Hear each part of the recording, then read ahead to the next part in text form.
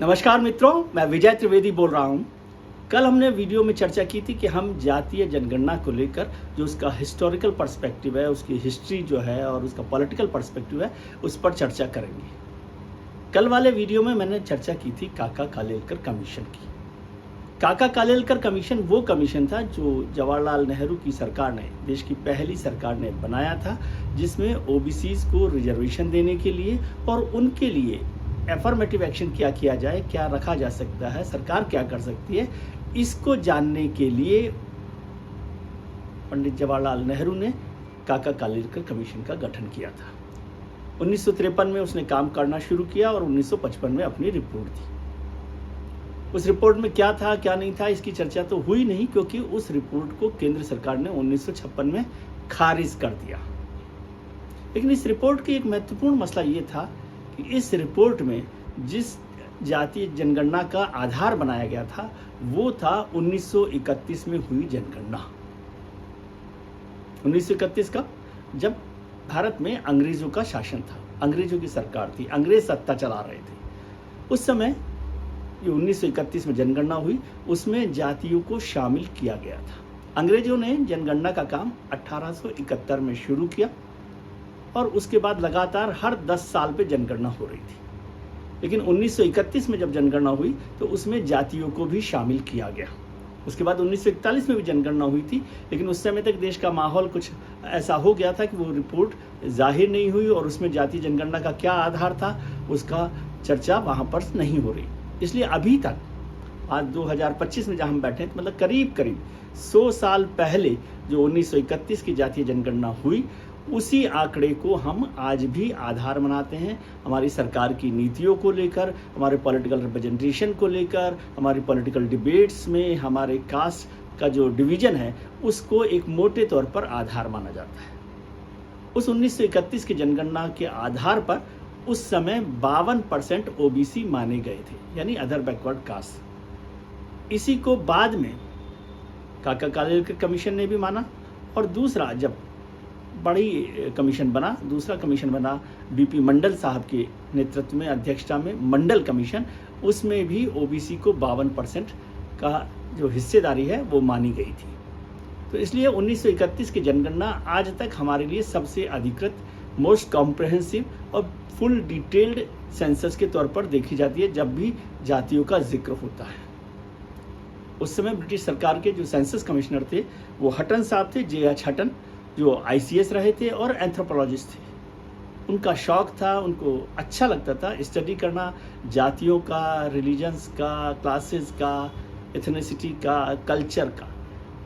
और वो जब सेंसस कमिश्नर रहे तो उन्होंने इस जातीय जनगणना को इसमें शामिल किया, जातियों को शामिल किया, जिसमें जातियों का आधार क्या है, जातियों की आर्थिक स्थिति क्या है, जातियों का सोशल स्टेटस क्या है, इसकी चर्चा भी की गई। हालांकि ये सोशल स्टेटस ब्रिटिश एडमिनिस्ट्रेशन के हिसाब से था कि ब्रिटिश सरकार कैसे सोचती थी उन जातियों के बारे में, उन समाजों के बारे में, किस किस तरह से था।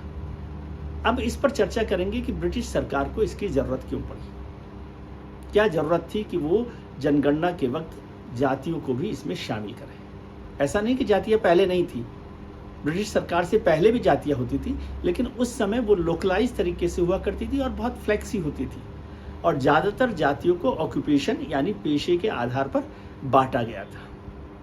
हटन साहब ने भी इन जातियों को पेशे के आधार पर तो बांटा, लेकिन उसके ब्रॉडर ग्रुप बनाए, बड़े ग्रुप बनाए, ताकि जातियों को उसमें शामिल किया जा सके। लेकिन साहब, बहुत सारे लोग कहते हैं कि अंग्रेजों ने कोई बात की है तो सोच समझ के किया होगा, ऐसी बेवजह तो की नहीं जनगणना। तो ज़्यादातर जो हमारे हिस्टोरियंस हैं, जो पॉलिटिकल लीडरशिप है, वो ये मानती है कि 1931 की जनगणना अंग्रेज़ों ने यानी ब्रिटिश सरकार ने इसलिए कराई कि वो भारत को बांट सके, समाज को, और राज कर सके। यानी अंग्रेज़ों की जो सबसे पॉपुलर पॉलिसी हम कहते हैं डिवाइड एंड रूल, बांटो और राज करो, उसको ध्यान में रखते हुए, उसको मद्देनज़र रखते हुए ब्रिटिश सरकार ने ये जनगणना में जातियों को शामिल किया था। क्या ये बात सही है? यदि उस जनगणना को देखें तो उसमें क्या आधार बनाया गया, और अंग्रेजों की नीति को देखें कि वो बार बार ये कोशिश कर रहे थे कि एक पूरा समाज बना रहेगा तो उसको एडमिनिस्ट्रेशन करना, उसको गवर्न करना मुश्किल काम होगा। तो उन्होंने पहले रिलीजियस ग्रुप्स बनाए, जिसमें मुसलमानों का ग्रुप बनाया गया, सिखों का ग्रुप बनाया गया, उनके लिए कम्युनल अवार्ड बनाया गया। पूना पैक्ट पर भी बहुत सारी चर्चा हुई और उसके अलावा फिर कोशिशें हुई जातियों को बनाने की। जातियों में भी उन्होंने अपने जो सर्विसेज थी, सरकार की नौकरियां थी, सेना थी, उसमें अलग अलग जातियों को, अलग अलग समाजों को अलग अलग दर्जा देने की कोशिश की गई ताकि उनमें एक विभाजन पैदा हो सके, एक बंटवारा पैदा हो सके। ये चर्चा वहाँ पर हुई और उसका नतीजा ये हुआ कि ब्रिटिश सरकार के लिए उस इंडियन पॉपुलेशन को, भारत की आबादी को अलग अलग हिस्सों में बांटकर देखा जाए ताकि वो एक ना रहें और ब्रिटिश सरकार के खिलाफ झंडा लेकर एकजुट होकर खड़े ना हो सके।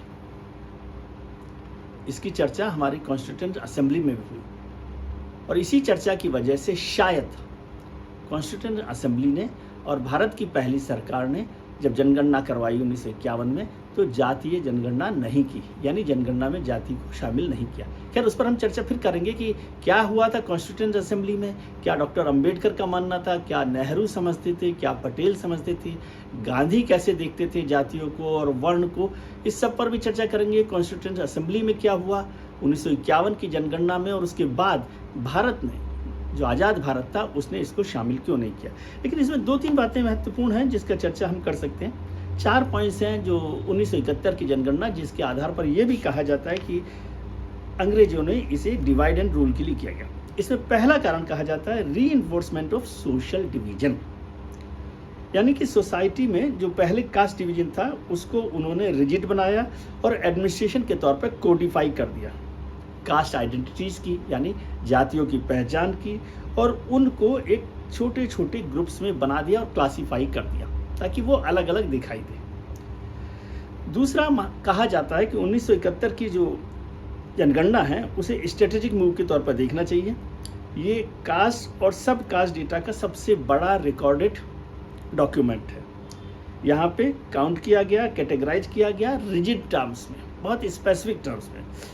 तीसरी जो महत्वपूर्ण बात इसके अंदर कही गई थी वो थी क्वांटिफाई द कास्ट ग्रुप्स। ऐसे तरीके से इनको क्वांटिफाई किया जा सके कि उनको पॉलिटिकल डिवाइड किया जा सके और डिवाइड पॉलिटिकल रिप्रेजेंटेशन के तौर पर उनका इस्तेमाल किया जा सके, यानी राजनीतिक तौर पर उनको अलग अलग जातियों, अलग अलग समूहों में बनाया जा सके ताकि वो एक साथ खड़े ना हो। और इसके साथ ही prepare the ground for separate electorate and reserve seats. ये भी बड़ा महत्वपूर्ण काम है। यदि आपको आज़ादी से पहले का हिस्सा याद हो तो उस समय सेपरेट इलेक्टोरेट की बात हो रही थी, जिसका जिक्र मैं अभी कर रहा हूँ, पूना पैक्ट की बात हुई। तो सेपरेट इलेक्टोरेट करना, यानी धर्म के आधार पर भी उनको बंटवारा करना, और रिजर्व सीट्स करना, यानी जातियों के आधार पर, ट्राइब्स के आधार पर भी उनको रिजर्व किया जाए और उनको बांटा जा सके। इसमें से बहुत सारा काम हो भी गया आज़ादी के बाद, बहुत सारा काम रुक गया था आज़ादी से पहले ही। गांधी और अंबेडकर के बीच में क्या क्या हुआ, पूना पैक्ट में क्या हुआ, इस पर भी हम चर्चा करेंगे। तीसरी बात जो कही जाती है डिवाइड एंड रूल पॉलिसी के लिए, उसमें उन्होंने कहा कि भाई ब्रिटिश जो हैं उनकी एक लंबे समय से ये आदत थी कि वो सोसाइटी में डिवीजन करते थे, मैनेज करते थे। उन्होंने कोशिश की कि मुसलमानों और सिखों को बांटा जाए, उसको एक सेपरेट पॉपुलेशन के तौर पर देखा जाए, फिर कास्ट को, फिर ट्राइब्स को, फिर रीजन को, अलग अलग रीजन भी, कोई मराठा है, कोई राजपूताना है, कोई सिंध है, कोई पंजाब है, उस तरह के रीजन में भी बंटवारा उन्होंने पहचान के तौर पे किया और कास्ट सेंसस को, कास्ट ग्रुप्स को सेंसस में अलग डेटा के तौर पर दिया।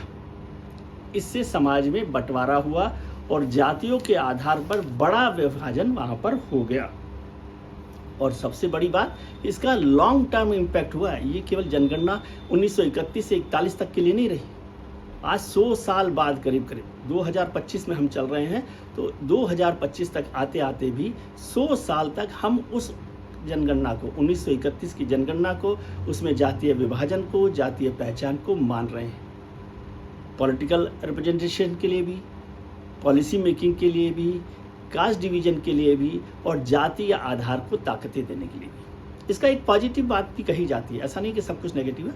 उन्होंने कहा कि जातियों की जो पहचान हुई तो उससे जो लोअर कास्ट थी, जो निचली जातियाँ थी, उनको आगे बढ़ाने में मदद मिली। उसमें सरकार की जो पॉलिसी थी उसमें भी इसका काम हुआ और इस तरह से वो जातियों के जो ग्रुप थे, जातियों के जो संगठन थे, जातियों के जो समाज थे, उन्होंने राजनीतिक तौर पर अपनी अलग ताकत बनाई, अलग पहचान बनाई और आज वो मुख्य धारा में बराबर की ताकत के साथ खड़े हुए हैं।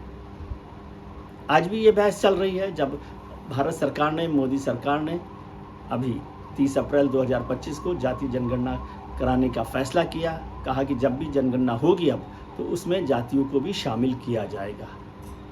तो उसके साथ ही ये बहस शुरू होगी, क्या ये विभाजनकारी है या समाज के लिए फ़ायदेमंद है? क्या पिछड़े समाज को ताकत मिलेगी? क्या अलग अलग समाजों के लिए? या फिर ये भी सवाल है कि अगर सरकार के पास आंकड़े नहीं हैं तो वो नीतियाँ किसके लिए बना रही हैं और कैसे बना रही हैं? इन सब सवालों पर भी चर्चा करते रहेंगे हम। कल फिर जातीय जनगणना को लेकर कॉन्स्टिट्यूएंट असेंबली में क्या हुआ था, भारत की पहली, जो आज़ाद भारत की पहली सरकार है, उसमें क्या चर्चा हुई थी और हमारे बड़े नेताओं ने इसे क्यों शामिल नहीं किया, इस पर चर्चा करेंगे। आज के लिए इतना ही। नमस्कार। आप अपना ख्याल रखिए और उनका ख्याल रखिए जो आपका ख्याल रखते हैं। दोस्तों के साथ मुस्कुराते रहिए, भारत के साथ जुड़े रहिए। शुक्रिया।